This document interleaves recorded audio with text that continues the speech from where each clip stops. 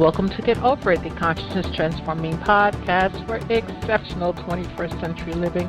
We have a very unique show. Today we have Stephanie James joining us, and she's talking about her book, The Spark, Igniting Your Best Life. So in this time of COVID, if you're stuck, if you are fearful, if you just don't know which way to turn, this is your show, because this lady can unstuck you like unstucking can never be done by anybody else.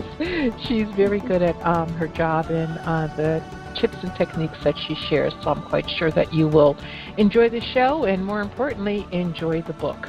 Now, the information shared on Get Over It uses intuitive and pragmatic insight to help you shift your consciousness to break through blocks and release energy that is no longer needed.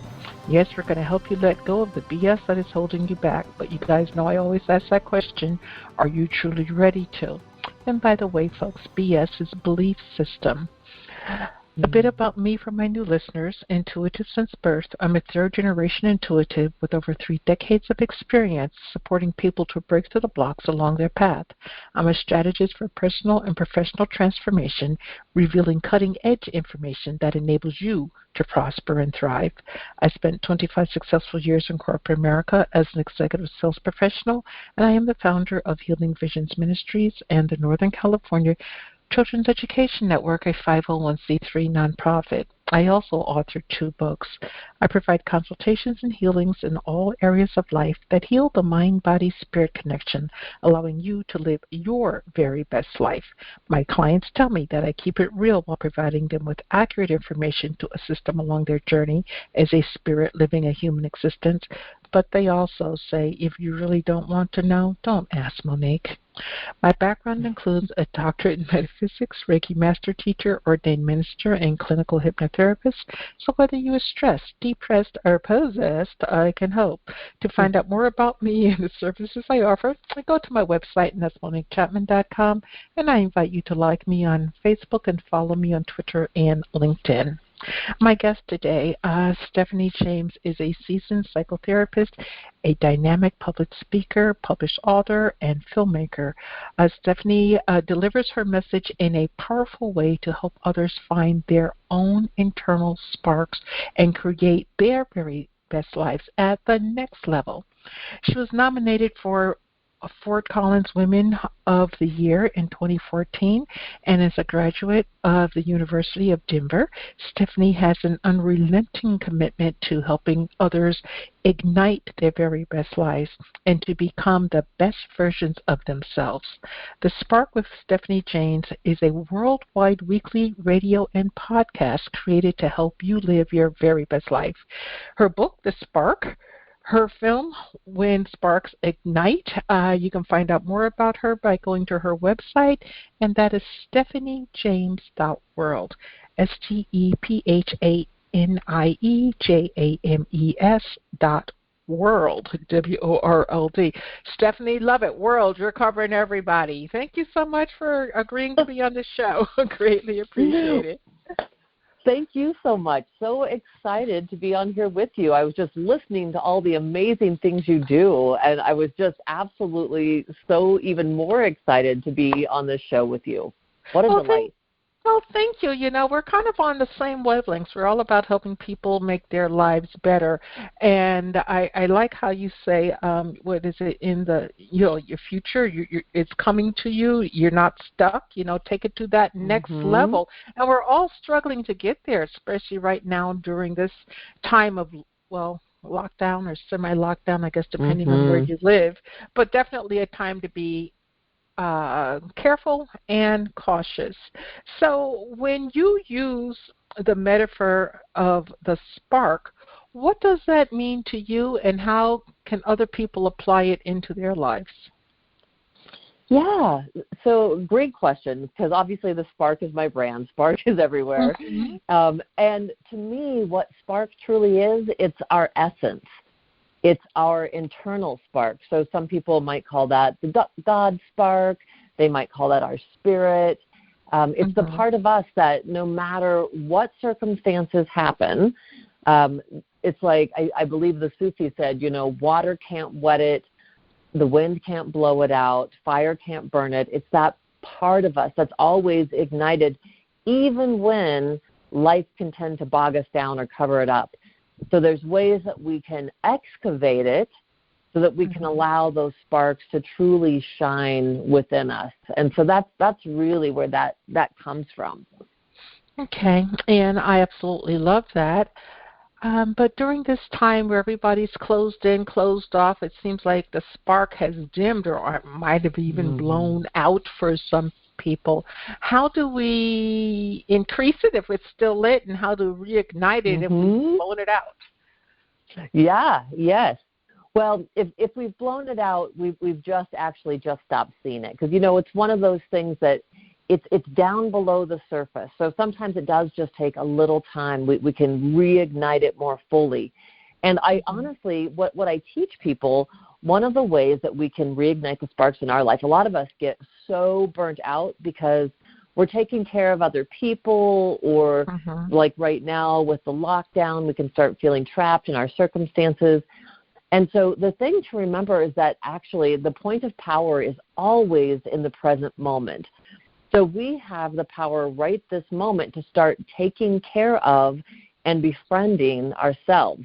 And, as you know from the book, I really talk about how to befriend ourselves, because it's not this old cliche thing of like, oh, just love yourself, just, be your own best friend. I know that, from over 30 years in the, personal development and mental health field, it's not that easy. It's not a light switch that we just turn on and, life is good.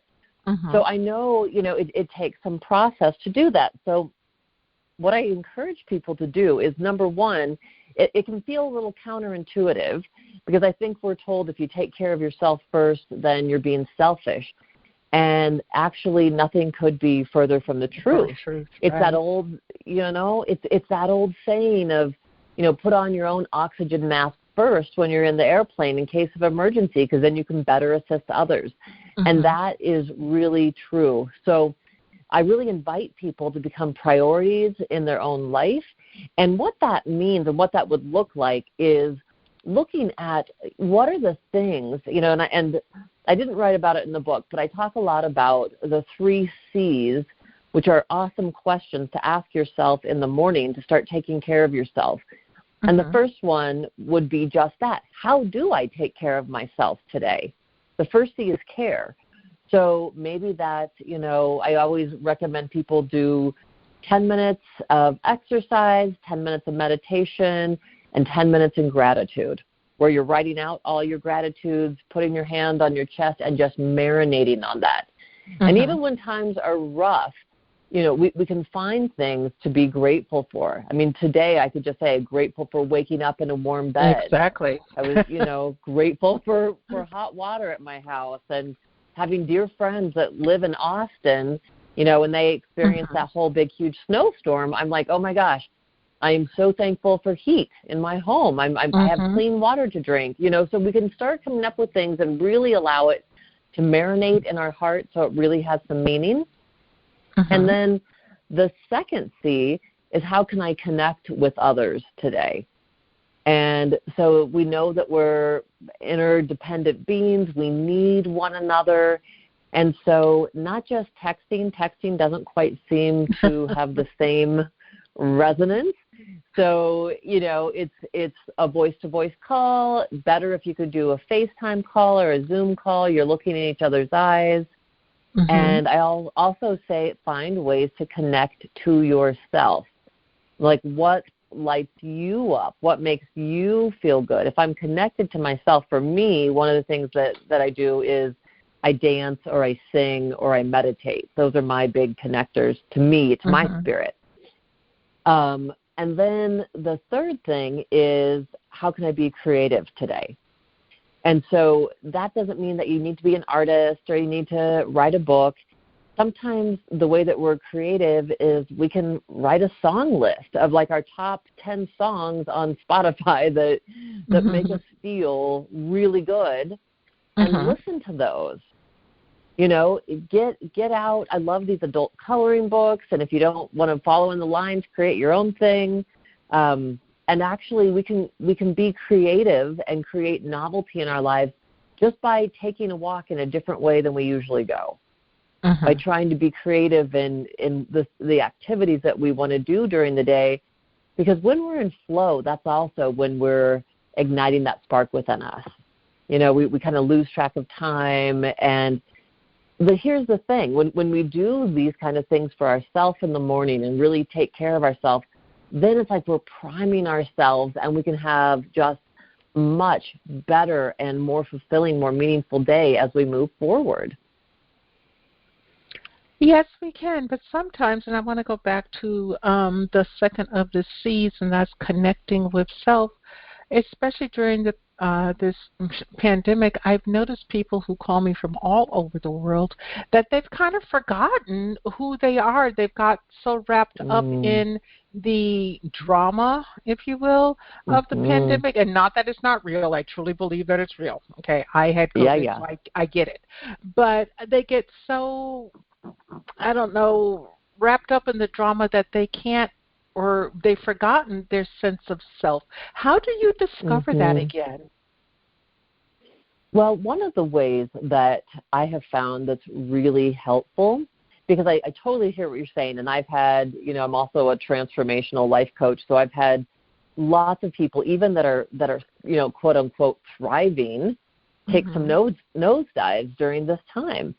And I think that is true, what you're saying, that does really happen. And so one of the things we have to get back to is, what are the things, and this is going to sound simplistic, but it's just one of the breakthrough points.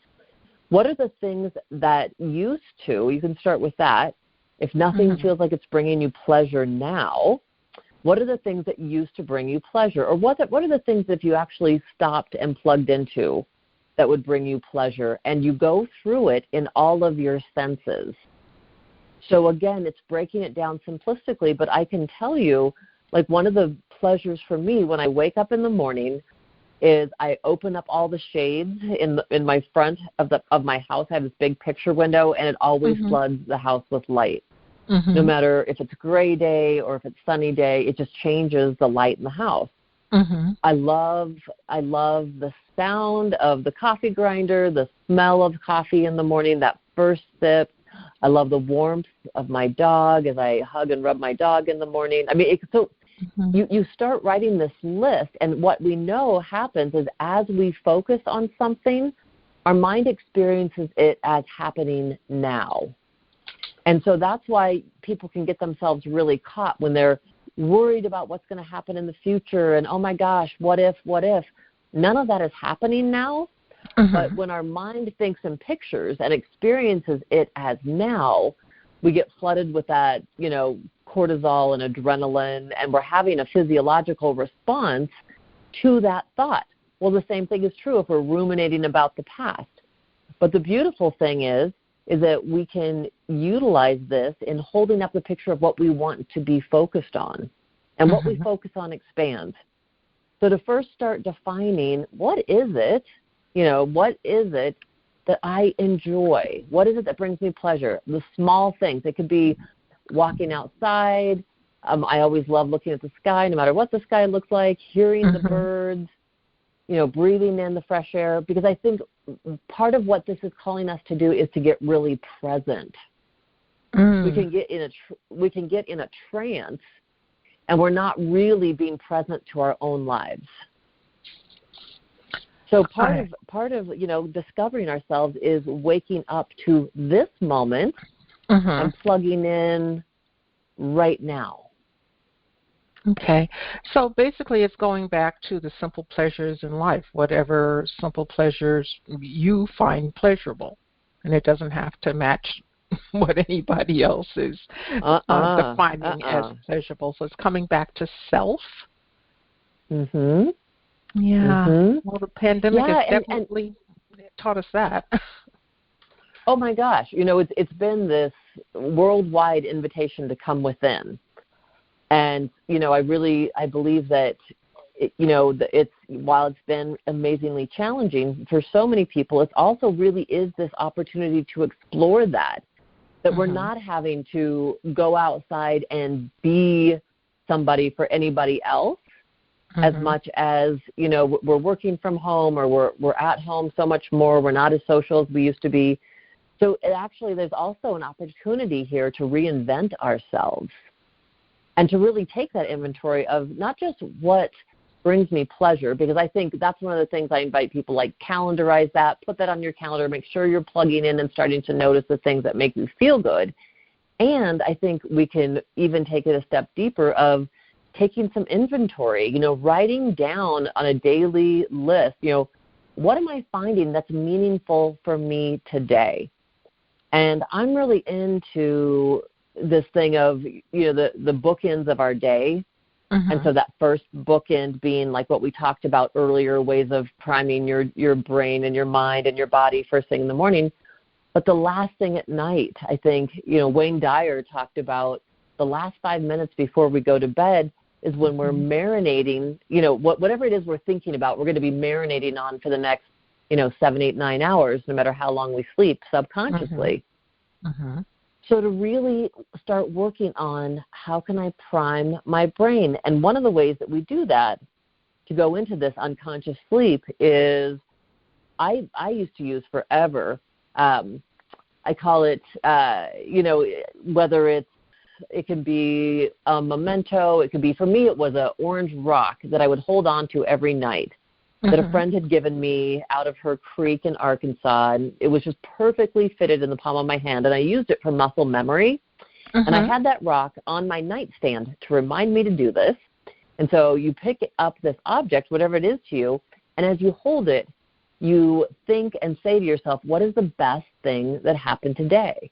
It could be, what is the thing that held the most meaning for me today? And it might be something, again, very small. It might be something, great. It could be a phone call with somebody. It could be the greatest thing that happened today is, I had snuggle time with my dog, Jules. It doesn't matter what it is. What is important is that you hold it in your mind and you bring up all of your senses again. So you're truly experiencing it. Now, this is positive for two reasons. One is, whenever we hold something up in our brain and we re-experience it again like this, we have these brains that have this natural negativity bias. So they're always kind of scanning the environment, right, for signs of a threat. It's trying to protect us, but it's not necessarily really positive. So we always say, negative experiences are like Velcro in the brain. The brain holds on to those so we can remember those. So if we touch the hot stove when we're 5, we don't have to touch it again. We already get it filed away. And then good, positive experiences are like, a Teflon pan and fried eggs. It's just sliding right out. So, what we have to do is tell our brain, remind our brain by doing an exercise like this, like, hey, pay attention. This is important. And that's how we get these things to stick. So when you hold, this object and you hold up in your mind this awesome or, meaningful or, just important best part of your day, you're telling your brain it's important, pay attention to this. You're much more likely to have, better sleep as you get into this habit. To say it takes, of course, 21 to 30 days for something to become a habit. And I just get really wonderful results back from my clients who come back and say, wow, what happens then is because of the way our brains work, the next day, subconsciously, your brain still kind of now starts scanning the environment for, I wonder what's going to be the best part of this day. So it's a really different orientation that starts to take place. Okay. Folks, we're speaking with Stephanie James. The book is The Spark, Igniting Your Best Life. The website, stephaniejames.world. Again, that's stephaniejames.world. Stephanie, when I read the books, I read the books and I write down questions as I'm reading. And then the morning over, the night before the podcast, I'll print out the questions that I would like, that you've sent or other authors have sent. And it's amazing how in sync our questions are.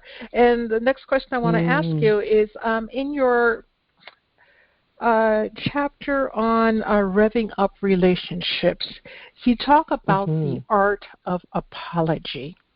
And so many people find it so difficult to apologize.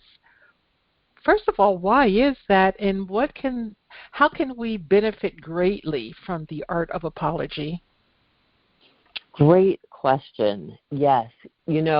I think what makes it hard to apologize sometimes, and I think people are sincere in their apologies a lot of times, and they're not using the right words. They're not conveying it in a way that it's truly being received wholeheartedly.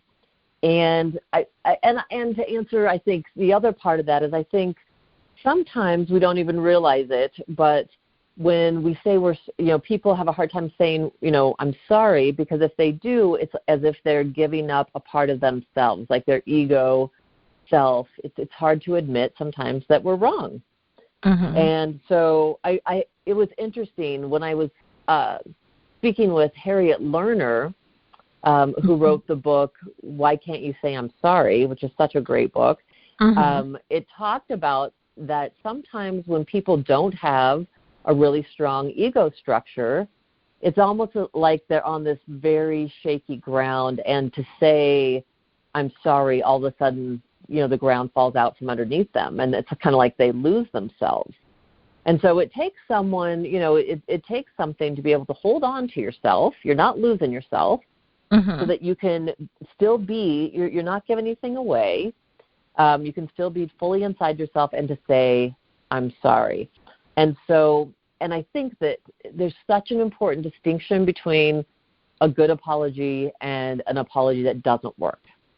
Because we've all had the apology where someone says, oh, I'm sorry, but I was, whatever comes after that, right?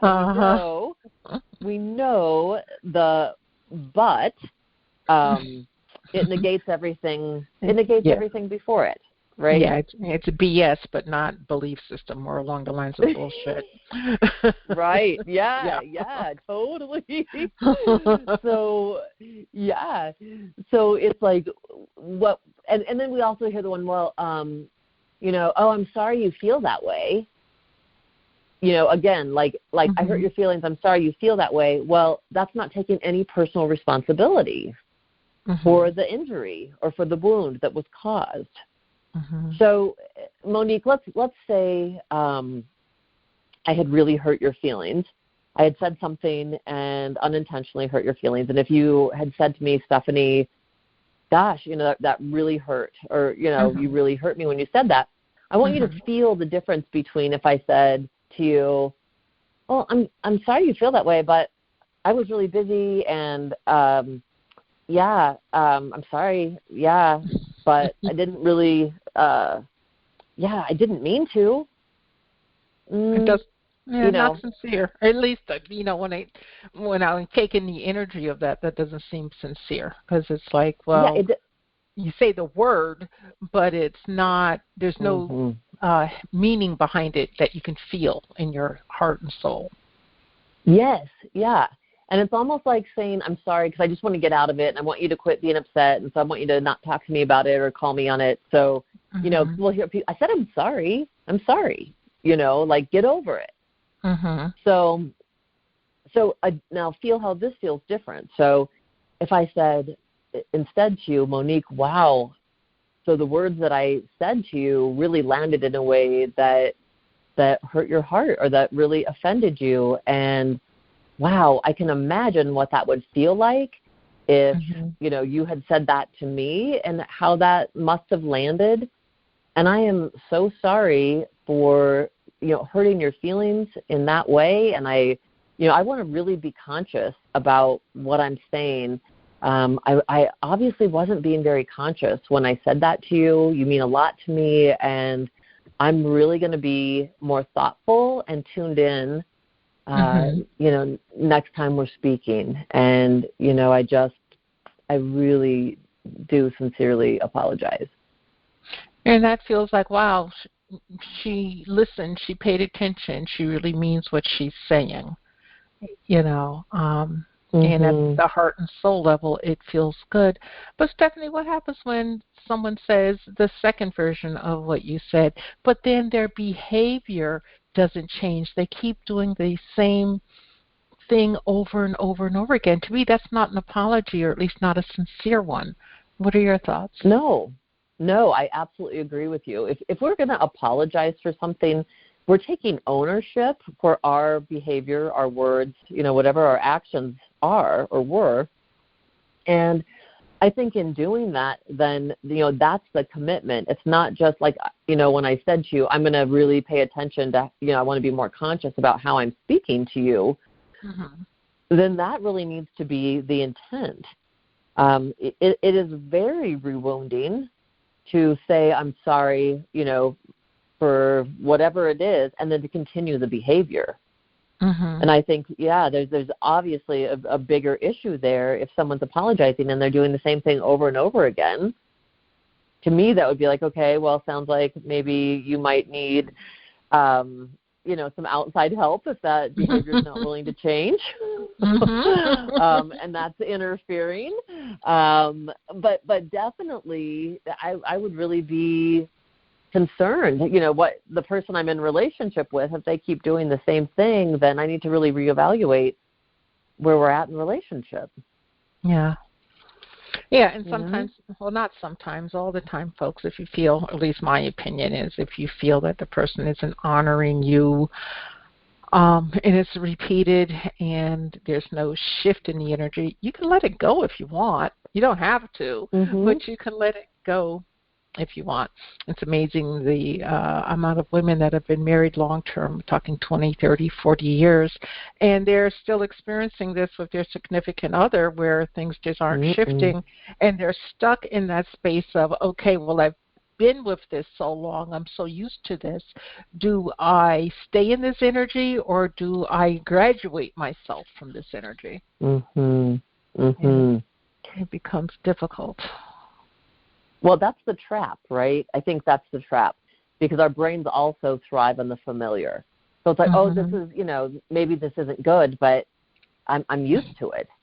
And I hear that all the time with, clients I work with. And I really love what you're saying, Monique, because it really is about, we don't have to stay stuck in that energy. And if that other side, the energy is not willing to shift and keeps repeating the wound, I always say, when we're wounded in relationship, it's like a rupture. And so you think about it like a water pipe, like a big concrete water pipe, and every time there's this issue or this problem, there's a rupture in the pipe. Well, if you don't repair it, if there's not a true repair, all the water is going to leak out, all the love, all the energy is going to leak out. There'll be nothing left. And so I really feel like, we're in this life experience to truly, fully experience it. And so to keep yourself limited in that place where you're miserable and repeating the pattern day after day, that thing of life is too short. I mean, we're meant to shine. We're meant to be in a state of love and joy and partnership. And it's really... Yeah, I mean, there's no tomorrow's not promised, so it's important to live today. Now, while you're discovering your spark and igniting your very best life, it's not always sunshine and rainbows and fluffy clouds. Sometimes there's a dark cloud and the rainbow went away and all of that. In your book, you talk about a friend of yours, or someone within your circle, I should probably say, who tried to take their life 3 times. And share with the audience your experience and how you felt and how you were interacting with this person to perhaps help them. Yeah, well, I think the biggest thing was this person was amazingly close to me and has, asked that I not reveal too many details about what happened. What I can say, though, is that it was life-changing for me. And I was there with this person every time they were in ICU, for a week at a time over the course of a year and a half. And, it was absolutely devastating. And I would say it really gave me clarity into what's important in my own life. And it really, at the time I was working at an elementary school as a school counselor, and I loved it. But my dream had always been to be in private practice. Mm-hmm. So when this event happened, over the course of a year and a half, there was a moment where I was literally on recess duty, and I'll never forget it. This plane flew overhead and reminded me of this person, and I literally hit my knees on the playground. I'd been keeping all the sorrow within me. I'd been being strong for all the people involved, and all of a sudden it was like I just felt overwhelmed. And what was the result of that is I went inside and I spoke with my principal and said, I need to take some time off. I'd been holding all this energy and support and care for that last year and a half when all that was going on. And so I ended up taking a month off from school, and just really did some soul searching. I mean, deep meditation, deep prayer, lots of journal writing, did some therapy work, did some EMDR, which is a trauma protocol, after experiencing all of that. And the result was I was like, I am going to live my dream. I went to graduate school to become a private practice psychotherapist. And elementary school was great. I did it for a decade. I loved it. It was beautiful raising my girls. And yet, my soul was wanting to help in a different way, in a bigger way. And so what was the immediate result of that is I went 3 days a week part-time at school. I cut back to 3 days a week and opened my private practice for 2 days a week.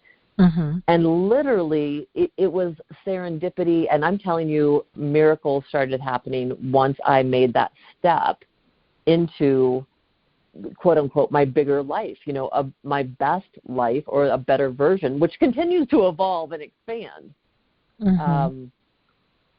But it was one of those life catalysts that definitely catapulted me into a whole, and I think that can happen for all of us, because life isn't always rosy. And I think, oftentimes it's those challenges and those difficulties that become a match point within us that can ignite something that then becomes our gift that we give to the world.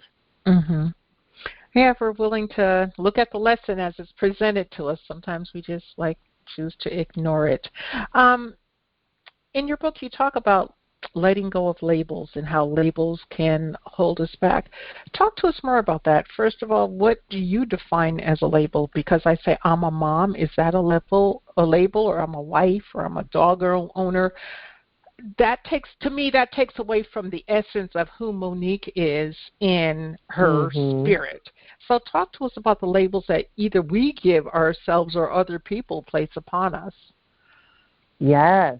So I think, it can be our roles. I mean, what you were talking about to me is more like our roles.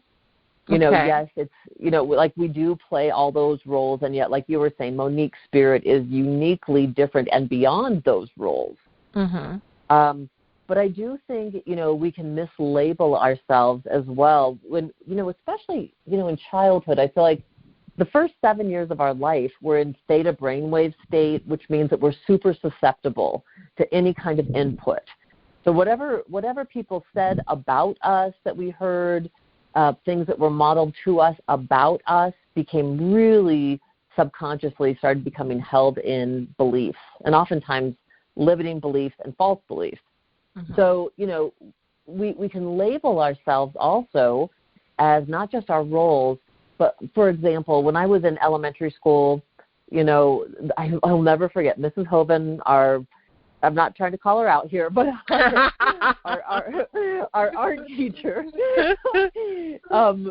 she wasn't digging some of the, purple trees and different things that I was drawing. And so the message that I got, because she wasn't hanging up my art, was, I'm not an artist.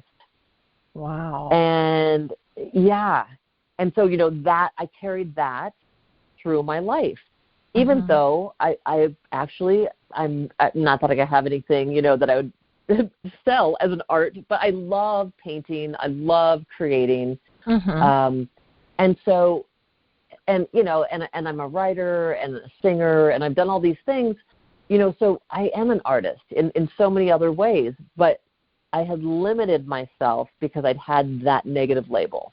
I carried that around for a long time. So I think what we can do is when we label ourselves, also, I think if we have a condition, like I work with a lot of different clients that have had, diseases or something where they have a physical limitation, and we can label ourselves like this. And I remember having a conversation with a woman, and I said, yes, she had been diagnosed with cancer, and I said, and you are not cancer. You're not going to shake someone's hand and say, hi, I'm cancer. Right. Right? It's a part of, it might be a part of us, and so we have to deal with that, and we have to tend to it, but it does not define us. Like you said, I love it. You're like, your essence, your spark is so much more than that. So we are so much more than the roles that we play or the labels that people have put on us. And I think that a helpful way to start breaking through that is first to get really clear about what those negative labels are, or what the labels are that you put on yourself, and then just to see them as that. And the wonderful things about, like, if you got something from the store, you could peel the label off. You don't have to keep the label on. Well, the same thing is true for you. You don't have to keep that label on. You can peel it off and see what's really underneath, which is the true essence of you, and to start shaking through those labels, because in essence, if we excavate whatever it is, I mean, I could be, I'm a psychotherapist, I'm a filmmaker, I'm an author, none of that matters, because inside what I truly am is I'm just, I just laugh. I'm still that little girl that gets excited over nature and animals, and I just, I love to play, and I just have a joyful heart. That's who I am. That's just who I am. And so I think we have to, and that doesn't mean I don't have negative things in my life or challenges. I mean, I think that's a real misnomer that I always want to speak to. I mean, we're all going to have challenges. Yeah, nobody gets out of this life unscathed. Yeah, I mean, it's part of the gig here. And just because circumstances happen, it doesn't mean that we lose that inner flame that is us. And so when we tend to that fire, by meditation, by grounding, by making ourselves priority in our own lives, a lot of the things we've been talking about already today, we can keep that lit within us. And so it really does, infuse life with meaning, where we can shed some of these labels. And right now is a wonderful time, again, as we're spending more time indoors or more time alone. It is one of those times you can reinvent yourself and say, okay, these are the negative labels that I've put on myself or that have been put on me. What do I want to believe about myself instead? I want to become a person that I am proud of. It doesn't matter what other people think. I have to look into my own eyes in the mirror. So, so embracing that. And instead of maybe labels, just embracing qualities. Like, I want to be conscious. I want to be compassionate. I want to be kind. I want to be a loving, open heart. Those are the things I think maybe we could feel into and shake off the bigger labels. Okay. I agree. And folks, you know what? If you keep doing the same thing, especially during COVID, you're sitting there watching TV 24/7 or playing games 24/7, but in the back of your mind, you're thinking that you want things to be different. It's not going to change if you keep doing what you're doing. You got to break out of that velvet rut, as I call it, and do something new. Take a chance. It might fail. Yay! Because you tried it. Everything that we do isn't supposed to be picture perfect. I think society grooms us to believe it's supposed to be that way, but everything that we do isn't picture perfect, and it's okay if you step out of that safety net that you're, balancing yourself on and try something else. And if you fall, something will catch you. Don't worry, something will catch you. I love that. Yes. It's just a matter of doing it. Now, you said this word a few times, and I want you to talk to the audience about it, and that's the importance of using the words I am. So powerful. You know, this is the great I am. And I think that how we define ourselves is really important. And, you know, and I even take it a step deeper. You know, we've all heard of affirmations and how important that is.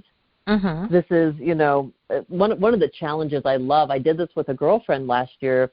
We did 40 days of 40 I am statements that we had to write out every morning for 40 days. And then we'd call each other and read them to one another.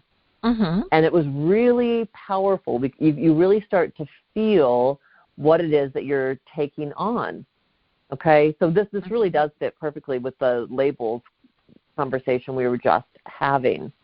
But when I say I take it a step deeper, I think, you know, I invite people to write down 15 to 20 I am statements. Mm-hmm. Really important that it's all what you are, not what you are not. Because a lot of times people say, I am not, let's say, grouchy. Well, our brain negates the not. Our brain doesn't hear the not. We think in pictures. So if you think about that, your brain is just seeing, I am grouchy. So you want to write down what it is you want, you know, what I want to be, not what I don't want to be. So it would be, you know, I am flourishing, I am abundant, I am, you know, kind, I am exuberant, whatever it is. Yeah. Yeah, okay. I am love, I am the love. I mean, I love all that. And so a thing that can help is write all those down. You want to say them out loud. And then again, you know, put your hand on your heart and marinate on the feeling. Give them a feeling quality. Mm-hmm. And again, I think it's so important. Anyone that starts these practices, just tell yourself, I don't have to do this forever. I think if we tell ourselves, oh, I got to do this from now on, there's a little inner rebel in us that, like, sets us up and is like, I'm not going to do this. So what can be helpful is to say, okay, for the next week, and you can just start with saying, I'm going to do it for 7 days and see how I feel, with the goal of being 21 to 30 days. And you start this practice. And again, this takes 5 minutes. These aren't really huge time constraints here. But it's really, again, it's like you're giving your heart, mind, body, and soul like some fuel by saying those things, marinating in that feeling, and giving yourself that little extra juice. Now, we know if, let's say I'm overweight and my affirmation is, I am healthy and fit. Well, I could say that all day long and that I'm not going to be healthy and fit. You know, even though I'm affirming it every single day. So one of the things I think that's important is, and I love this, I went to a Tony Robbins event in New York City 3 years ago, and he said, you don't go into a garden full of weeds and just say, there's no weeds, there's no weeds, there's no weeds. You actually have to pull the weeds, right? And so with our affirmations, what can be really powerful is to do an add-on, which is kind of an action step. So it's one or two things after your affirmation. So when I do my affirmations, I actually have them in categories. I do them in life categories. So I look at things I am, you know, that I want to be, let's say, financially, health and fitness, spiritually, relationships, social, career. And then underneath those, for example, we'll use the, you know, I am healthy and fit.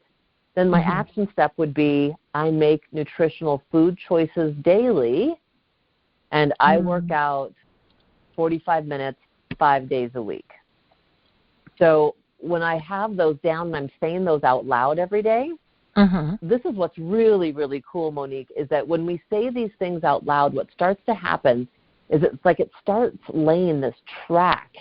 You know, we start getting this neural pathway built up in our brain. Yes. And so what happens is if we eventually, let's say after 30 days of saying this out loud, we're feeling it in our heart, what happens if we instead, let's say I decide, you know what, that Twinkie looks amazing, I'm going to go for that. There's something called cognitive dissonance, which means because I've been affirming to myself over and over again that I am healthy and fit and I am a person who makes healthy and nutritious food choices daily, it will actually cause me to pause because that doesn't fit my image of myself any longer. And so I am so much more less likely to go for that Twinkie because it doesn't fit. And so oftentimes in behavioral change, all we need is that pause. It's not automatic. We're not in the trance. We're not unconscious. And the moment we do that, we actually realize, well, again, there's the point of power. We have a choice. And we can say, you know what, that really doesn't serve me. That doesn't fit. And so I'm going to make a different choice. Okay. And if you give in to that choice, don't beat yourself up. Just start again. Yeah. I mean, you're not going to serve yourself by beating yourself up. That's definitely for sure. But to keep on the path, I think one of the things, a lot of times people go, well, so many of these things seem so simplistic. How can they possibly work? And then they don't try them. And the key is that they really do work. And it's repetition. We've all learned things, whether we realize it or not, through repetition. Yep. Rote. When we, rote memory. When we were learning how to tie our shoes, I remember that being tricky, when I first was tying my shoes and doing the one big bunny ear and then wrapping the other bunny ear around, and it took more than one time to get it. Yeah. So thank God, I'm wearing shoes today, which means, I had to tie my shoes today, and so I know I finally learned it, and now it's automatic. I don't even think about it. Right. Well, the same is true for all of this. As we start integrating this into our daily practice, eventually it does become that. It becomes assimilated into us. It becomes just a habit. But it's a habit that really, really serves us instead of some of these habits of, I'm going to watch news first thing in the morning, or I'm going to do, and I always tell people, dear God, please don't watch news first thing in the morning or last thing at night. If you need to catch up, you can do it in the day. You want to be priming your brain, your heart, mind, body, and soul with things that serve you, things that really lift you up and light you up inside. Yes, not depression that the news can definitely do, especially the last 4 years. But thank God that little experiment is over. When we go to your website, StephanieJames.world, what are we going to find there, and how do you work with people today? Yes. Well, what you're going to find there actually are so many offerings. One thing is a free gift. I have a Ignite the Sparks Within free meditation. It's a guided meditation. And it's short. It's maybe 8 minutes long. But it's, again, one of those great ways you could prime your morning. So sign up for that. That's free. It will get sent to your email. And then you can also find out about the events that I'm doing. This weekend, I'm speaking in Sedona at the Ascension. Well, it won't be actually when this is out, but so, speaking events that I'm doing, my film, When Sparks Ignite, we're in the negotiation phase right now. Yay! Yay, trying to see where it lands. So, we'll see if it's Gaia or Netflix, Amazon Prime. We're just moving into negotiations after a year and a half of post-production editing. And and people can sign up for my group or life coaching. I have a wonderful online group that meets via Zoom. It's the second and fourth Wednesday of the month, and it's the Ignite Your Best Life group. And we're actually using strategies and formulas from the book and expanding on them. And it's an open group, so I just really invite people to come in. We've started the beginning of the year, and it's a continually evolving group, so people can come in at any time. And I just really want to invite people to do that. So, you can get my books there. You can get my book on Amazon, but you can also get it right through the website there. Yeah, well, folks, I have to say that her book is an easy read, very clear, and it's not psychobabble. So if some of you are turned off by that, you will not find that in this book. But she lays out clear steps for you to improve your life. She expects you to do the work. Okay, she's not waving her magic wand for it to happen for you, but she introduces you to so many tools and tips that you can utilize for a better life. So, Stephanie, our time has gone so quickly. What pearl of wisdom would you like to leave with our audience today? I think I would just want to say to everyone that it's never too late to live happily ever after. I used to have that sign in my kitchen, and I truly, fully believe that.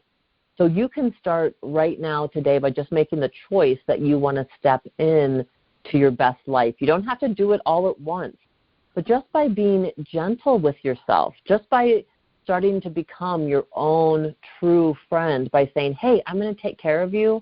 I've got your back. And so today, being willing to just take care of yourself, to say, what are the things I can do today to take care of myself, to connect to others, to be creative, and that as you do that, your healing and what you do for yourself is the biggest gift that you give to others.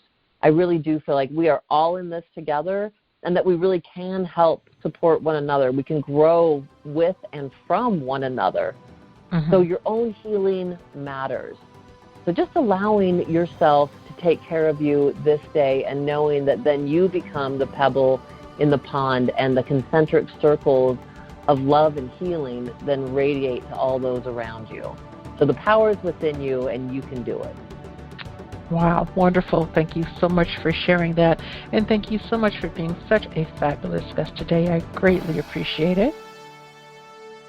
Thank you, Monique. So fun to be here with you and just love this time with you. Thank you so much for having me on the show. Oh, you're welcome. And to the audience, thank you for your time and attention. I truly appreciate you. And I want everyone to remember that the most important choice that you can make is what you choose to make important.